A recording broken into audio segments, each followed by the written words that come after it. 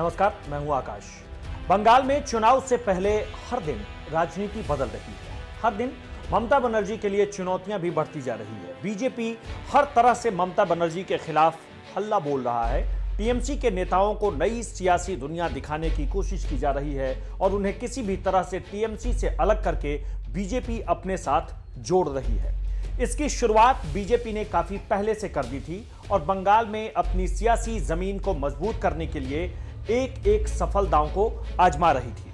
अब जैसे जैसे बंगाल में चुनाव नजदीक आ रहा है, सत्ताधारी पार्टी के लिए मुश्किलें बढ़ती जा रही है। सबसे ज्यादा दिक्कत तो यह है कि ममता के काफी करीबी भी उनकी पार्टी को छोड़ रहे हैं। निश्चित रूप से यह सब ममता बनर्जी के लिए अच्छी बात नहीं है। अब तक टीएमसी के जिन नेताओं ने पार्टी को अलविदा किया है, उनमें कई ऐसे नेता हैं जो किसी वक्त में ममता के काफी करीबी थे। सबसे पहले बात शुभेंदु अधिकारी की।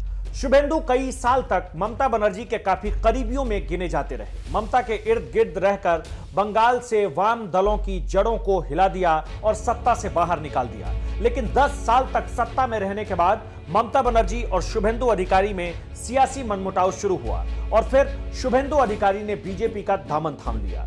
बंगाल की राजनीति को जानने वाले जानते हैं कि पश्चिम बंगाल में उनकी प्रसिद्धि कितनी ज्यादा है। शुभेंदु का बैकग्राउंड भी पॉलिटिकल रहा है। उनके पिता शिशिर अधिकारी मनमोहन सिंह की पूर्व सरकार में केंद्रीय मंत्री तक रह चुके हैं। विरोधियों को अपनी चालाकी भरी सूझबूझ से मात देने में माहिर शुभेंदु अधिकारी के बीजेपी ज्वाइन करने के बाद अनुमान है कि टीएमसी को इस चुनाव में बड़ा झटका लगने वाला है। कई नेता टीएमसी को छोड़कर जाना भी चाह रहे थे।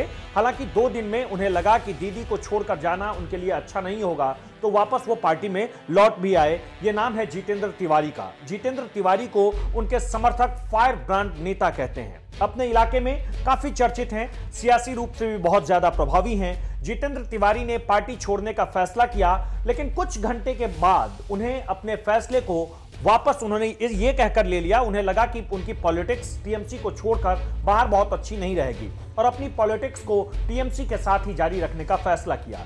एक और नाम टीएमसी के उस नेता का नाम जिन्होंने पार्टी छोड़ने का फैसला करके ममता बनर्जी को झटका दे दिया है, शीलभद्र दत्ता। कहा जाता है कि शीलभद्र भी टीएमसी में अच्छी पकड़ रखते थे, लेकिन 1 दशक तक सत्ता में रहने वाली पार्टी के सामने अब आपसी द्वंद्व बहुत ज्यादा बढ़ गई है। यही कारण है कि पार्टी से एक एक करके नेता निकलते जा रहे हैं। शीलभद्र दत्ता बैरकपुर से तृणमूल कांग्रेस के विधायक रहे।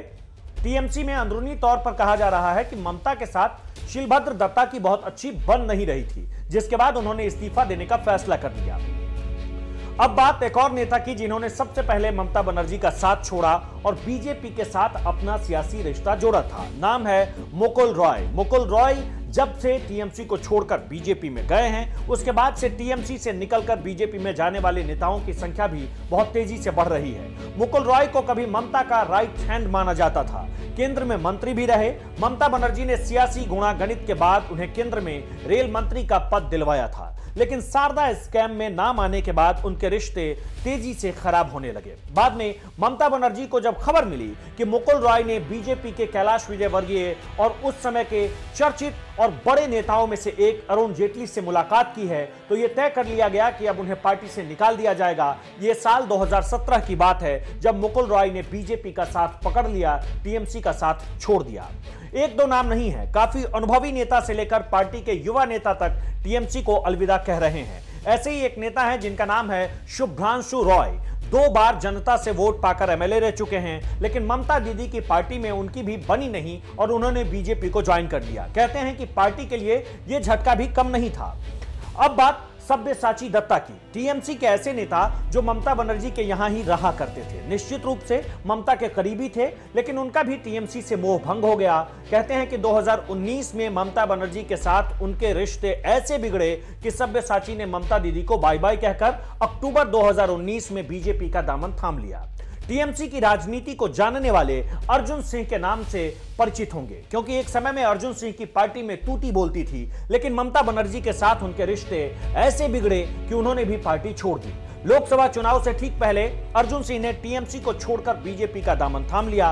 राजनीति में कई बार बड़े फैसले चुपके से लिए जाते हैं। बीजेपी में अर्जुन सिंह को लाने में मुकुल रॉय की भूमिका बहुत अहम मानी जाती है। कहते हैं कि अर्जुन सिंह इस बात से नाराज थे कि बैरकपुर सीट से दिनेश त्रिवेदी को मैदान में टीएमसी ने उतार दिया था। इसी बात से उन्हें ठेस पहुंची और वो टीएमसी को छोड़कर बीजेपी ज्वाइन कर लिए।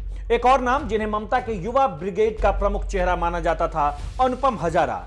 उन्हें टीएमसी ने पार्टी विरोधी गतिविधियों में शामिल होने की बात कहकर बाहर का रास्ता दिखा दिया। दक्षिण 24 परगना में अनुपम का राजनीतिक आधार बहुत मजबूत बताया जा रहा है, बहुत अच्छा बताया जा रहा है।